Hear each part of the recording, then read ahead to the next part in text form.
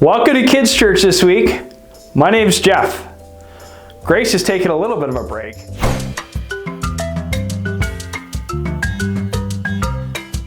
So I thought I would come and help you go through Kids Church this week. This week we have a couple of announcements. The first is it's National Encourage Geoff Day. Okay, so when you have time this week, call the church and give me an encouragement. Say something nice about me, say something great about me, whatever it is, call Grace at the church and say something nice about Geoff. Second announcement is it's almost Easter time.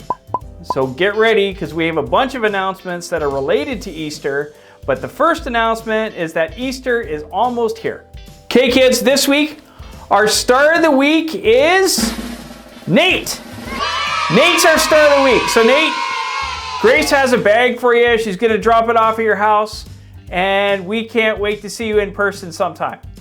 All right? So congratulations to Nate. Star of the week. Okay, guys, now's our time when we go into worship. Okay, so stand up, stretch out, and get ready to sing along.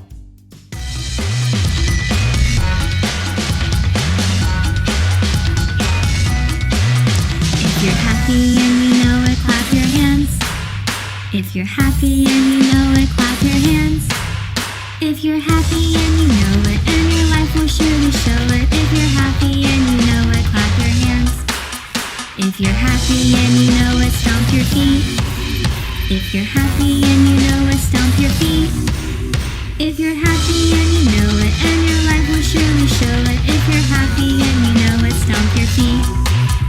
If you're happy and you know it, shout amen. Amen. If you're happy and you know it, shout amen. Amen. If you're happy and you know it, and your life will surely show it. If you're happy and you know it, shout amen. Amen. If you're happy and you know it, do all three. Amen. If you're happy and you know it, do all three. Amen. If you're happy and you know it, and your life will surely show it. If you're happy and you know it, do all three. If you're happy and you know it, dance around. I'm so happy.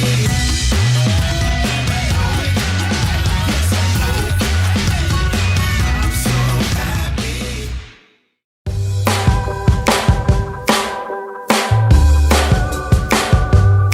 I've got the joy down in my heart. Where? Down in my heart. Where? Down in my heart. I've got the joy down in my heart. Where? Down in my heart to stay. And I'm so happy, so very happy. I've got the love of Jesus in my heart, down in my heart. And I'm so happy, so very happy. I've got the love of Jesus in my heart. What else you got? I've got the peace that passes understanding down in my heart. Where? Down in my heart. Where? Down in my heart. I've got the peace that passes understanding down in my heart. Where? Down in my heart to stay. And I'm so happy, so very happy. I've got the love of Jesus in my heart, down in my heart. And I'm so happy, so very happy. I've got the love of Jesus in my heart. I've got the wonderful love of my blessed Redeemer way down in the depths of my heart. Where? Down in the depths of my heart. Where? Down in the depths of my heart. I've got the wonderful love of my blessed Redeemer way down in the depths of my heart. Where? Down in the depths of my heart to stay. And I'm so happy, so very happy. I've got the love of Jesus in my heart, down in my heart. And I'm so happy, so very happy. I've got the love of Jesus in my heart. I've got the love of Jesus in my heart. I've got the love of Jesus in my heart. This week, we're going to talk about a story from John 5.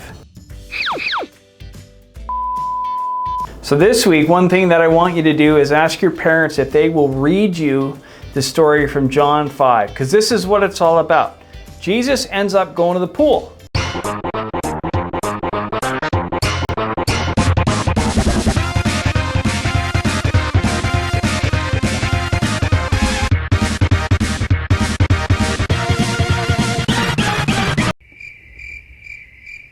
ever go to the pool? Jesus went to the pool, but this was a different pool. This wasn't like the one with the diving board and things like that. This was called a healing pool. It was kind of like a hot springs.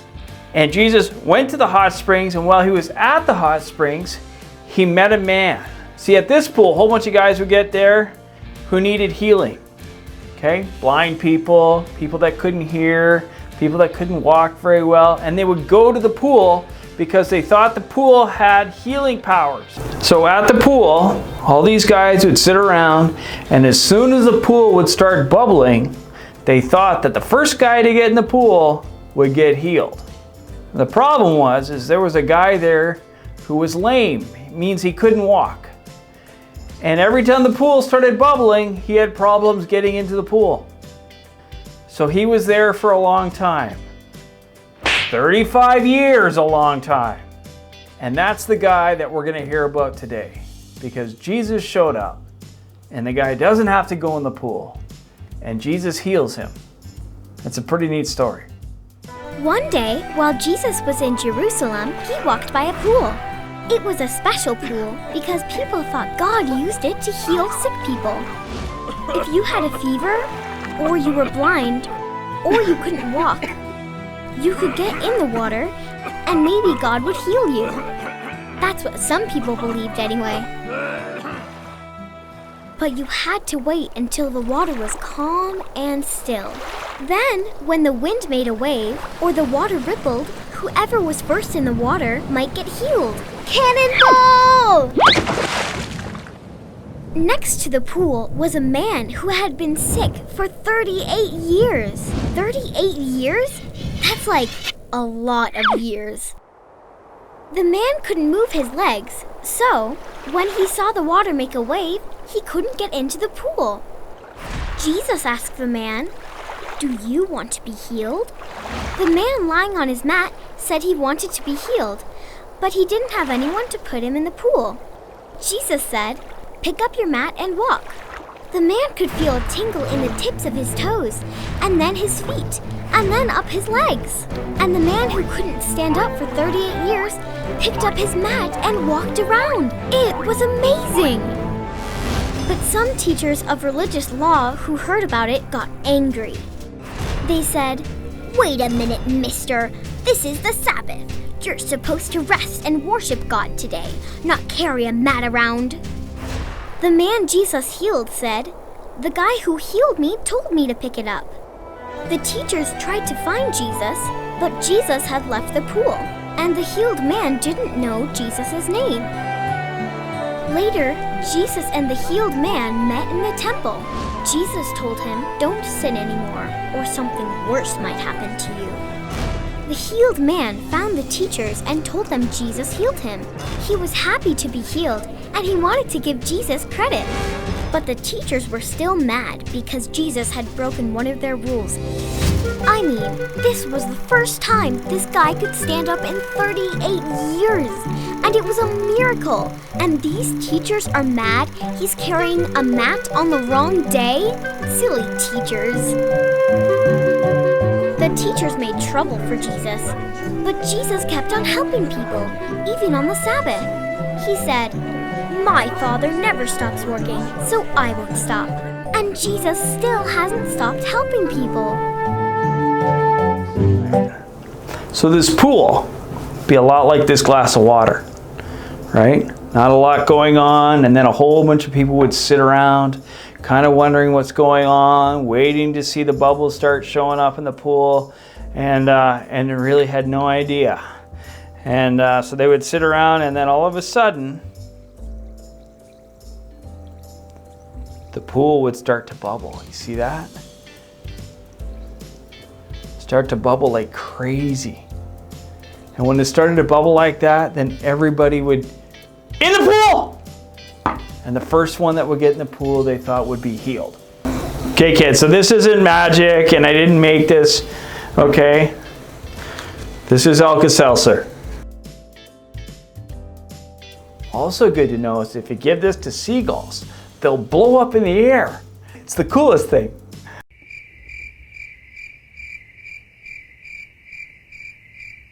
Okay. That's great. Okay, kids, I'm going to pray for you before you go off for your week, okay? So close your eyes, fold your hands. God, we want to thank you for this day. We want to thank you for your love, and we want to thank you for the times that you heal us when we're sick. And God, in everything that we do, I pray that you bless all of us. Bless our conversations, bless our relationships, and God, make Jesus more real to us today than he was yesterday. For Jesus' sake, amen.